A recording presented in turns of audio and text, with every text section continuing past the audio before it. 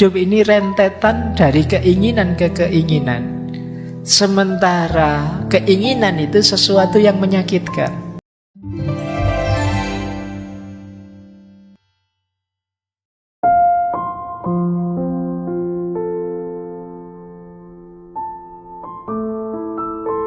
Yang pertama, filsafat cukup. Hidup ini sebenarnya tidak mengejar lebih kalau kita tidak ingin masalah. Kata Sokrates, rahasia bahagia, engkau tahu, tidak ditemukan dalam mencari lebih banyak, tetapi dalam mengembangkan kapasitas untuk bisa menikmati lebih sedikit. Jadi kamu latihanlah bukan punya banyak hal yang kamu inginkan, tapi latihanlah bisa menikmati yang lebih sedikit dari yang kamu miliki. Itu akan membuatmu bahagia. Jadi kembangkan dirimu ke level bisa menikmati yang sedikit, bukan ke level punya banyak hal, punya banyak barang. Nah, nanti kalian akan bahagia. Jadi kalau fokusmu hanya memiliki sesuatu, tadi kamu merasa berarti dengan punya banyak, ayo sekarang latihan kamu tetap merasa berarti meskipun punya sedikit. Ini namanya bisa menikmati yang sedikit, merasa cukup dengan yang sedikit. Selanjutnya kata Sokrates, dia yang tidak puas dengan apa yang dia miliki tidak akan puas dengan apa yang dia ingin miliki. Kalau kita tidak puas dengan yang kita miliki sekarang, biasanya kan kita menginginkan sesuatu. Percaya kalau yang kita inginkan itu tercapai, kita juga tidak akan puas juga. Karena yang kita kejar kepuasan dalam kepemilikan. Sementara manusia itu punya tabiat tamak tadi. Kalau sekedar keinginan, tidak pernah ada habisnya. Coba kalian tanya siapa orang paling sukses di dunia, terus kamu tanya, sudah selesai kah? Tidak pengen apa-apa, mesti masih banyak. Masih pengen ini, masih pengen itu. Tidak ada habisnya. Jadi, ayo latihan untuk bisa puas dengan yang kita miliki sekarang. Di situ kuncinya kebahagiaan sebenarnya, yang diajarkan oleh minimalisme tadi. Dan ini dikuatkan oleh Lao Tzu yang bilang orang yang merasa cukup dengan yang ia miliki adalah orang kaya. Jadi definisi kaya menurut Lao Tzu itu ya orang yang merasa cukup. Jadi kalau ada yang tanya, sampean ini orang kaya apa orang miskin? Itu jawabannya bukan kamu punya apa, hartamu berapa, tapi kamu puas atau tidak dengan yang kamu miliki sekarang. Kalau kalian merasa puas dengan yang dimiliki sekarang, kalian orang kaya. Jadi tidak usah nunggu nanti lulus, nunggu S2 jadi dosen, terus gaji besar, terus bisa macam-macam, beli macam-macam, baru kamu berani mengklaim kaya. Sekarang juga kamu bisa jadi orang kaya dengan menerima apapun, menyukai apapun yang sekarang kamu miliki. Itulah orang kaya. Dan dikuatkan oleh Gandhi. Kalau kata Gandhi, hiduplah dengan sederhana agar orang lain juga dapat hidup. Kalau ini mikir orang lain. Kalau semua orang serakah, ya nanti isinya konflik tabrakan. Kita harus ngerti kapan kita berhenti. Sudah, saya sampai ini saja, biar yang lain dapat space. Kalau hari ini kan orang yang kaya misalnya relasinya banyak, ya tambah jaya, tambah jaya, tambah jaya. Yang lain tidak kebagian space, tidak kebagian ruang untuk berkembang. Nah, sekarang dibalik, saatnya kita berbagi. Meskipun sekedar berbagi waktu, berbagi ruang, berbagi kesempatan untuk yang lain. Dengan kita berhenti. mengikuti ketamaan kita.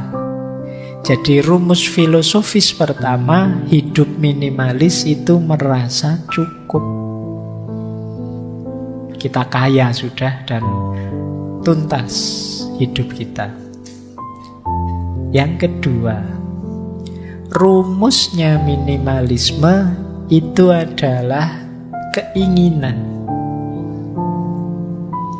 Nah, tadi kita diminta membedakan antara keinginan dan kebutuhan.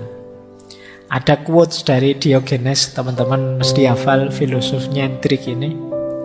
Kata dia, sifatnya dewa-dewa itu tidak butuh apapun. Karena dewa sudah mampu segalanya. Nah, berarti apa? Kalau kamu ingin meningkat kualitasmu seperti dewa, kamu tidak usah menginginkan apapun. Jadi kalau istilahnya Diogenes, God-like person, manusia yang seperti dewa. Mungkin teman-teman pernah dengar istilah manusia setengah dewa. Setengah saja ya, karena kalau sepenuhnya nanti berat. Manusia setengah dewa itu bukan manusia yang mampu segalanya, enggak. Kalau versinya Diogenes, manusia yang mampu tidak menginginkan apa-apa. Jadi yang mampu mengendalikan keinginannya. Ini manusia setengah dewa. Kenapa setengah dewa? Karena manusia itu kecenderungannya tamak, ingin memiliki apa-apa. Begitu dia mampu mengendalikan keinginan, tidak butuh apa-apa, itu dia levelnya tinggi. Ini kata Diogenes. Atau ada dua quotes yang terkenal dari Arthur Schopenhauer. Kata dia, akan lebih baik jika tidak ada apa-apa. Berarti kita tidak punya apa-apa, itu lebih baik. Karena ada lebih banyak rasa sakit daripada kesenangan di bumi ini. Setiap kepuasan hanyalah sementara, menciptakan keinginan baru dan kesusahan baru. Jadi kalau kita mencapai satu kepuasan tertentu, kalau itu levelnya manusia, itu kan sifatnya sementara. Terus kita ingin lagi, ada keinginan baru.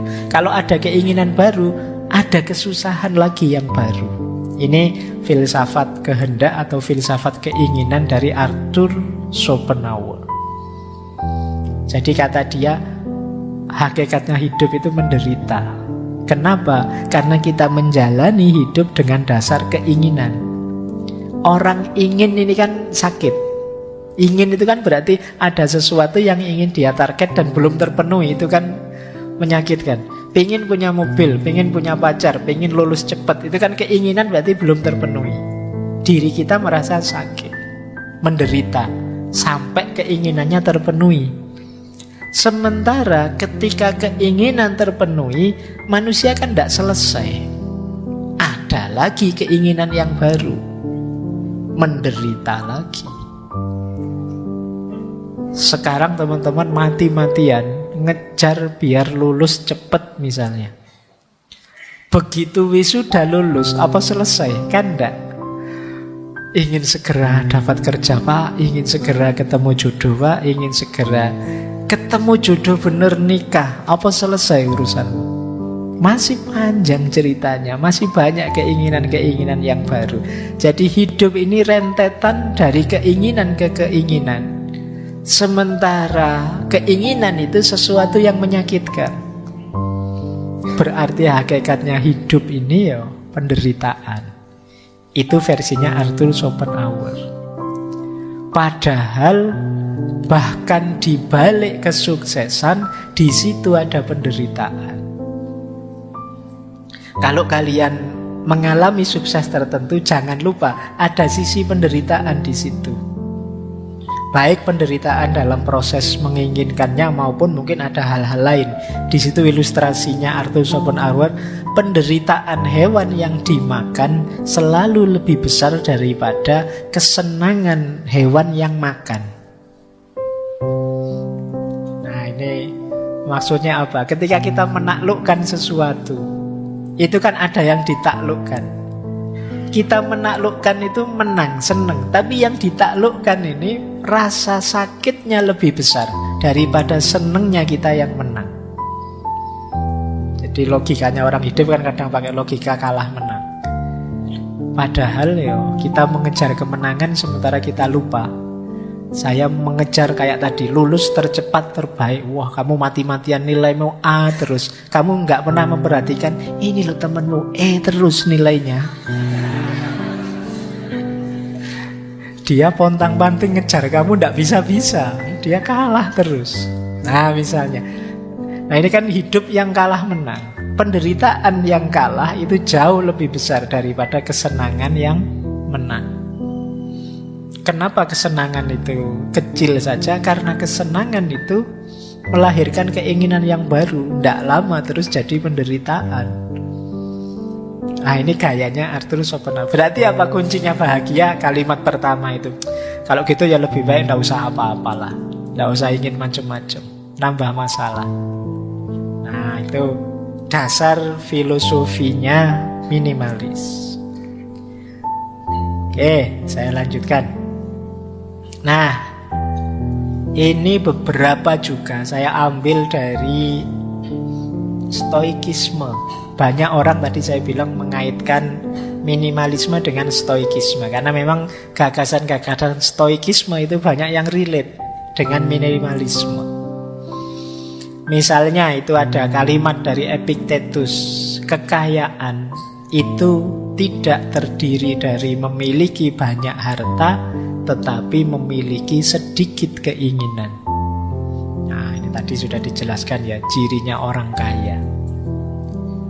Terus kebalikannya kata Seneca, bukan orang yang memiliki terlalu sedikit, tetapi orang yang menginginkan lebih. Itulah miskin. Selama kita masih ingin macam-macam dan belum keturutan, sebesar apapun harta kita, kita hitungannya masih miskin. Terus kalau ini Marcus Aurelius, energi dan waktumu sama-sama terbatas. Jadi jangan sia-siakan mereka pada apa yang dilakukan, dipikirkan, dan dikatakan oleh orang-orang yang tidak penting dalam hidupmu. Jadi ini berhubungan dengan hubungan kita dengan yang lain. Tadi kan saya bilang awas salah persepsi, minimalisme itu tidak hanya barang, termasuk juga orang. Kalau di antara keinginan kita adalah disenangi semua orang, dipuji semua orang, dan kita mati-matian menuju ke sana, kalau versinya Marcus ini ya kita sedang memboroskan energi dan waktu kita. Eman-eman, ayo kita gunakan saja untuk yang manfaat. Biarlah ada orang tidak setuju, tidak suka, asal kita yakin ini baik kok. Asal kita yakin ini sudah benar menurutku, jalan saja.